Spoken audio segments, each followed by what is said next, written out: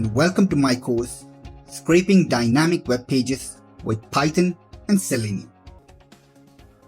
They say data is the new oil, and if you've seen the amazing things you can do with high quality data, you definitely tend to agree.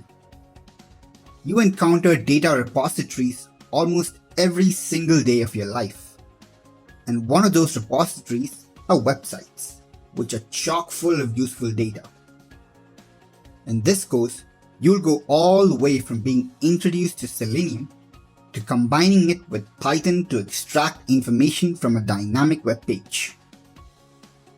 Some of the major topics that we'll cover include opening web pages with the Selenium WebDriver, locating elements in a web page, and loading information from Selenium to Beautiful Soup. By the end of this course, you'll know how to combine Python, Selenium, and Beautiful Soup to navigate and extract information from a dynamic web page. Before beginning the course, you should be familiar with basic to intermediate level of Python programming and have a fundamental knowledge of HTML and CSS.